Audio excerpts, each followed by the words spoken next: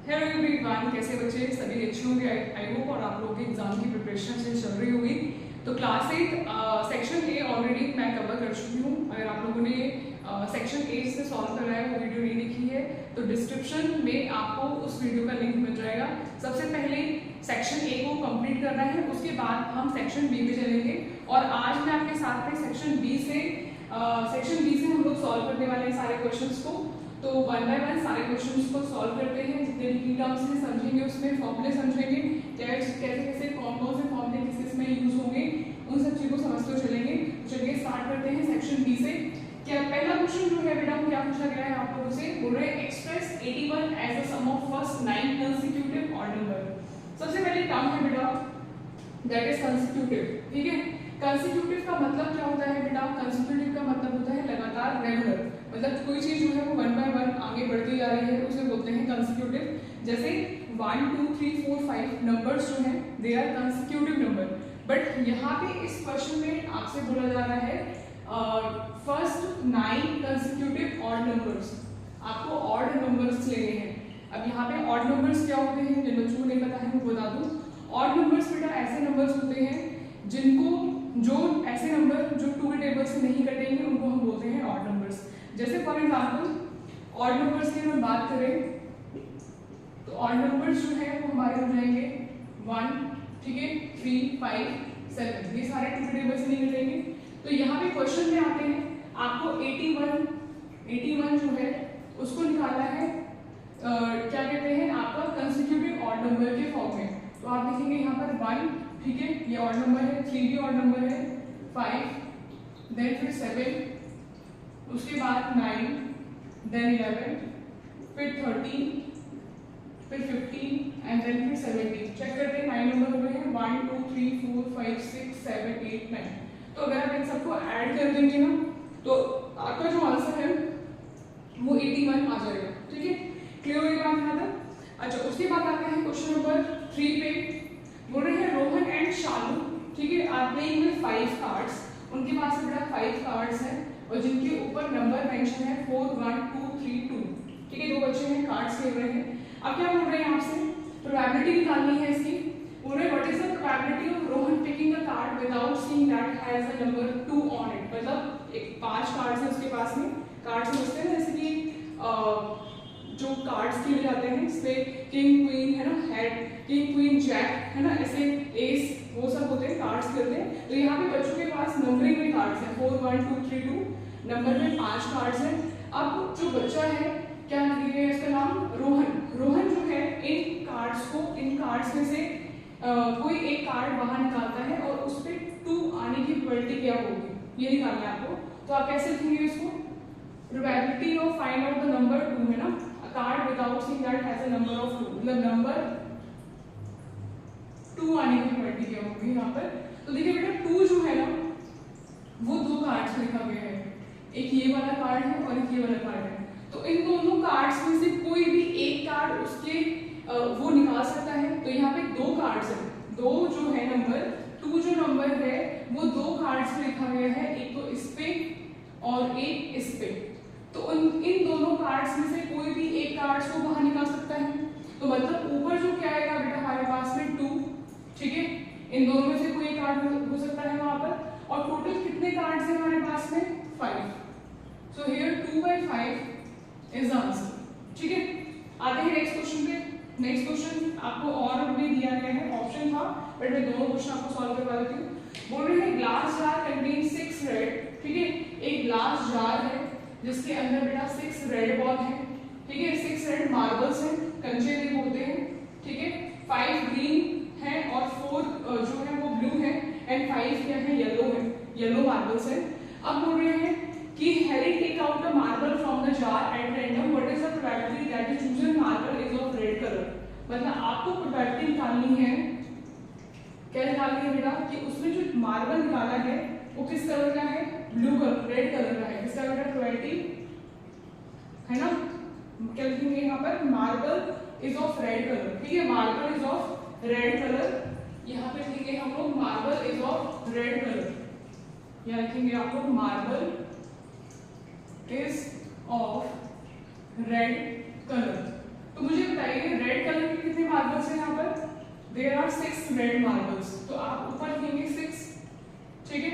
और टोटल कितने मार्बल है, तो 6 और 5 11, 11 और 4 15 और 15 और 5 20, तो 20 मार्बल्स हुए हमारे पास में। टोटल कितने मार्बल्स है 20, तो इसे कैंसिल करेंगे तो 2 के टेबल से कट करते हैं, 2 3 जा 6 and 2 10 जा 20, so here 3/10 is your answer। Clear हो गई बात है। अब आते हैं नेक्स्ट क्वेश्चन पे। क्वेश्चन नंबर क्या है बेटा 4 है। अब देखो फोर्थ क्वेश्चन में क्या बोल रहे हैं आपसे, बोल रहे हैं कि if one side of a cube is 5 metre, बेटा फॉर्मूले लर्न कर लीजिए, सबको मैं बोल रही हूँ।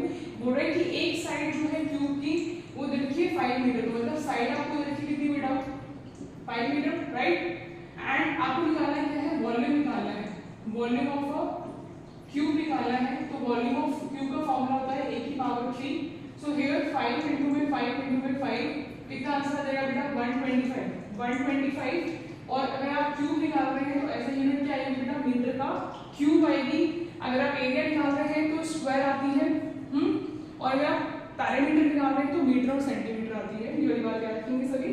अच्छा, उसके बाद आते हैं क्वेश्चन नंबर 5 के ऊपर। आपको इसको सिंपल सॉल्व करना है, बहुत इजी है सॉल्व करना। सेकंड चैप्टर है आपका 8/x = 5, x - 1। क्या करना है, सिंपल क्रॉस मल्टीप्लाई कर देंगे यहाँ से, तो 8 को करेंगे मल्टीप्लाई x - 1 से और 5 को कर देंगे बेटा x से। तो हियर 8 को x से किया कितना आएगा 8x, और 8 को 1 से करेंगे कितना आएगा बेटा 8, और यहाँ पे 5 को x से कर देंगे। एक बात याद रखना है, कुछ बच्चे क्या मिस्टेक करते हैं, जैसे कि यहाँ पर x - 1 लिखा है ना, तो बच्चे क्या करते हैं 8 को x से मल्टीप्लाई कर देते हैं, बट 8 को 1 से करना भूल जाते हैं।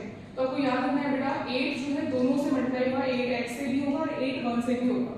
तो 8x माइनस से कितना आ गया 8। नाउ लाइक टर्म को प्लस माइनस करेंगे तो 8x में से 5x को माइनस कर देंगे, 5x यहाँ आ जाएगा, माइनस में 5x इज इक्वल टू कितना आ गया 8।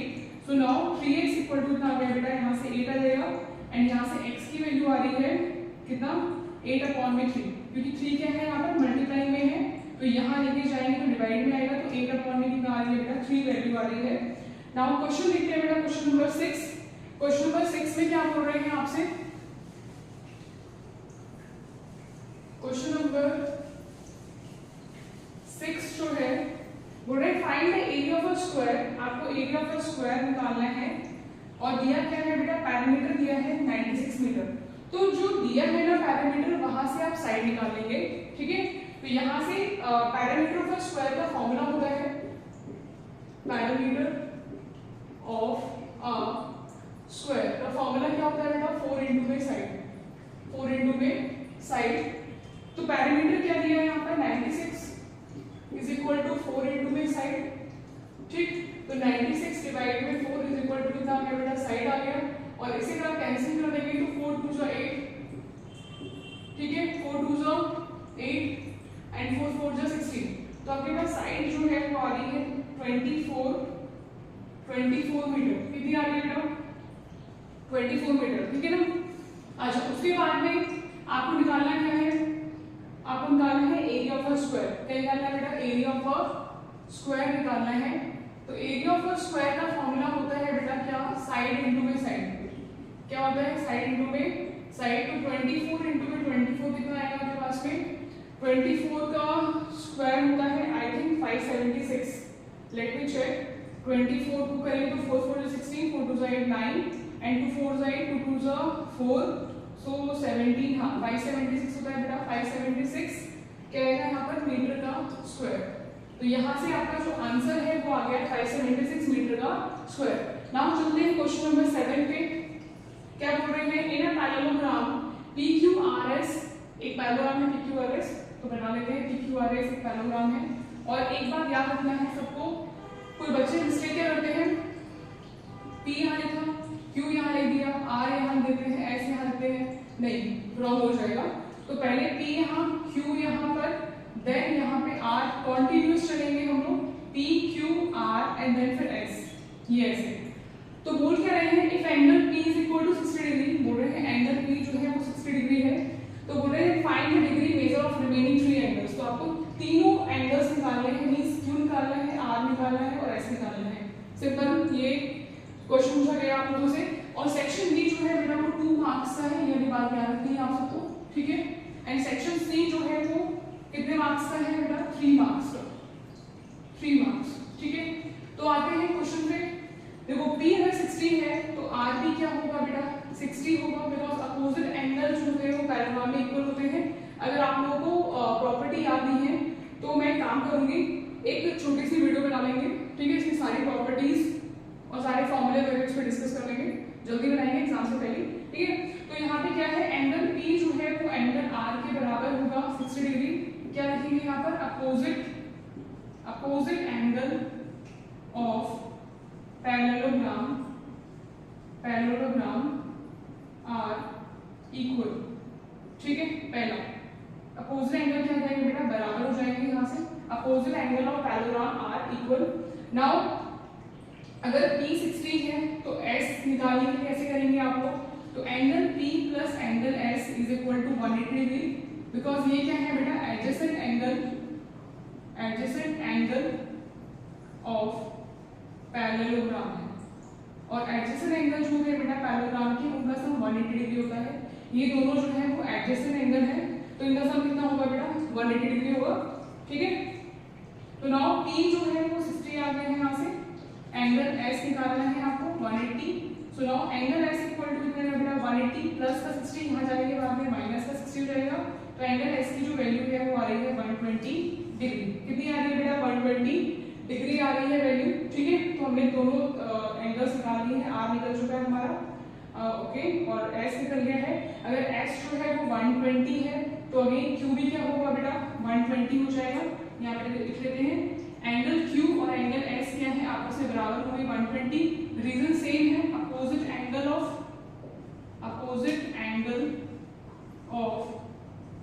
पैरेललोग्राम, ठीक है, opposite angle of parallelogram are equal, simple, ठीक है। रीजन आपको सेम डाल के आएंगे वहां से। अब आते हैं सेक्शन सी के ऊपर। सेक्शन सी में देखिए क्या बोल रहे हैं आपसे,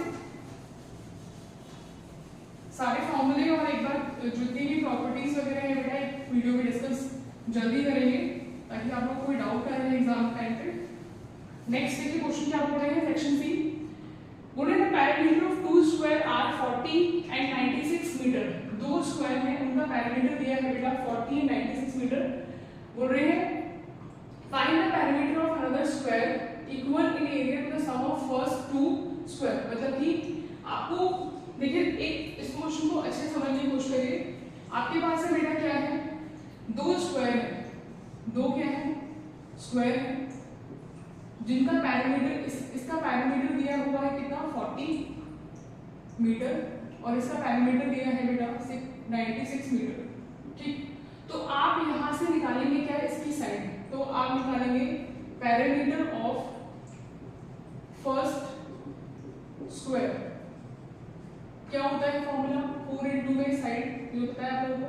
तो ये पैरामीटर यहाँ पे दिया है 40, तो 4 इंटू में साइड, यहाँ से वैल्यू क्या आएगी बेटा, 40 डिवाइड बाई 4, दैट इज जो साइड है ना बेटा वो आ गई आपके पास में 10 मीटर। तो मतलब कहने का ये हुआ कि पहला जो फर्स्ट जो फिगर है ना, उसकी साइड जो है वो आ गई है आपकी 10 मीटर। ध्यान दियो यहाँ पे। अब आते हैं नेक्स्ट वाले डायग्राम पे आते हैं, parameter of second square. Formula भी सेम है, 4 इंटू में साइड, तो यहाँ से पैरामीटर दिया है 96, 4 इंटू में साइड डिवाइड कर देंगे 96 को 4 से, तो यहाँ से साइड जो है बेटा वो आ रही है आपकी 4 2 जा 8 9 4 4 जा 16, तो 24 मीटर आ रही है सेकंड वाले स्क्वायर की साइड, ठीक है। अब बोल क्या रहे हैं आपसे, find the parameter of another square. आपको एक दूसरा इन दोनों को मिलाने के बाद एक और स्क्वायर बन रहा है यहाँ पर, ठीक है। इसका आपको पैरामीटर निकालना है, और आपसे बोला जा रहा है कि इन दोनों का जो इनसे जो मतलब इसका जो पैरामीटर है ना बेटा, इसका जो पैरामीटर निकलेगा वो इन दोनों के एरिया के इक्वल है। इसका जो पैरामीटर निकलेगा ना वो इन दोनों स्क्वायर के एरिया के इक्वल है, ये बोल रहे हैं, ठीक है। तो आप क्या करेंगे, सबसे पहले तो पैरामीटर जो 40 मीटर दिया है उससे एक साइड निकाल लीजिए 10 मीटर, सेकेंड वाले की साइड निकाल लीजिए 24 मीटर। अब पहले तो हम इन दोनों ही स्क्वायर का एरिया निकाल लेते हैं, ठीक है। तो आप लिखेंगे क्या, area of first square, formula क्या होता है, साइड इंटू में साइड। फॉर्मूला क्या होता है बेटा, फॉर्मूला होता है आपके पास में साइड इंटू में साइड। तो साइड क्या है बेटा 10 है, तो 10 इंटू में 10 कितना आएगा 100 मीटर का स्क्वायर। ऐसे हम निकालेंगे एरिया ऑफ सेकंड स्क्वायर। क्या फॉर्मूला होता है, साइड इंटू में साइड अगेन। तो 24 इंटू में 24 कितना होता है बेटा 576। तो ये इन दोनों का एरिया आ चुका है, फर्स्ट स्क्वायर का 100 और सेकंड स्क्वायर का आ गया 576 मीटर का स्क्वायर। अब आप क्या करेंगे, दोनों के एरिया को ऐड कर देंगे। तो एरिया ऑफ बोथ स्क्वायर ना, एरिया ऑफ बोथ स्क्वायर कितना आएगा बेटा 100 प्लस 576 दैट इज 676 मीटर का स्क्वायर। निकाल लिया आपने यहाँ से। अब जो एरिया आया है ना ये 676, वो किसका आया बेटा न्यू स्क्वायर का। मैं इसको नाम दे रही हूँ न्यू स्क्वायर, ठीक है। ये किसका एरिया आ चुका है, न्यू स्क्वायर का। इतनी बात क्लियर हुई यहाँ तक। अब ना यहाँ से 676 जो आया है ना, इससे हम क्या करेंगे, इससे हम निकालेंगे इस वाले स्क्वायर की साइड। तो यहाँ लिखेंगे आप area of new square. Formula क्या होता है बेटा, साइड मल्टीप्लाई में साइड, है ना। या आप बोल सकते हैं क्या फॉर्मूला होता है, साइड का स्क्वायर। तो 676 इज इक्वल टू साइड का स्क्वायर आ गया है यहाँ से। तो साइड यहाँ से कितनी आएगी बेटा अंडर रूट में 676। और आप सबको पता है 676 होता है वो 26 का स्क्वायर होता है। तो 26 मीटर का स्क्वायर आएगा यहाँ से। क्या आएगा बेटा 26 मीटर का स्क्वायर आएगा आपका यहाँ से, ठीक है। इतनी बात क्लियर होगी यहाँ तक। अब आते हैं हम लोग यहाँ से साइड है तो आ गई है 26 मीटर। कितनी आ गई बेटा 26 मीटर। अब यहाँ से हमें निकालना है पैरामीटर्स का। क्या निकालना है, क्योंकि आपसे बोला जा रहा है आपको फाइंड क्या करना है बेटा, पैरामीटर फाइंड करना है दूसरे स्क्वायर का। पैरामीटर फाइंड करना है ना, तो parameter of new square is equal to formula क्या है बेटा 4 इंटू में साइड। तो यहाँ से 4 इंटू में साइड कितनी आ गई है 26। इसको मल्टीप्लाई कर लीजिए, 4 से 24 और 4 टू 8 9 10। तो 104 मीटर का स्क्वायर इज योर आंसर, ठीक है। एक बार दोबारा समझने की कोशिश करिए इस क्वेश्चन को। आई थिंक बहुत बच्चों को कंफ्यूजन होगी। सिंपल सी बात है, दो स्क्वायर है, ठीक है। दोनों स्क्वायर का जो एरिया है ना बेटा, दोनों स्क्वायर का जो एरिया है वो किसके बराबर है, न्यू स्क्वायर के पैरामीटर के बराबर है। न्यू स्क्वायर के पैरामीटर के बराबर है, न्यू स्क्वायर के एरिया के बराबर है। तो आपको उसका पैरामीटर निकालना है। दोनों स्क्वायर का एरिया जो है वो न्यू स्क्वायर के एरिया के बराबर है। आपको क्या निकालना है बेटा, इसका पैरामीटर निकालना है। सबसे पहले क्या किया हमने, इस वाले पैरामीटर से इसकी साइड निकाली, इस वाले पैरामीटर से दूसरे वाले स्क्वायर की साइड निकाली। दोनों का हमने एरिया निकाल लिया और दोनों का एरिया प्लस करने के बाद में हमने न्यू स्क्वायर की साइड निकाली और वहां से निकाल दिया उसका पैरामीटर। आई होप क्लियर है। अगर फिर भी आप लोगों को प्रॉब्लम आएगी तो प्लीज कमेंट बॉक्स में लिखिए, ठीक है। चीजें क्लियर की जाएंगी आप सभी को। अच्छा नेक्स्ट क्वेश्चन में चलते हैं। नेक्स्ट क्वेश्चन में क्या बोला जा रहा है आप लोगों से, क्वेश्चन नंबर आपका है,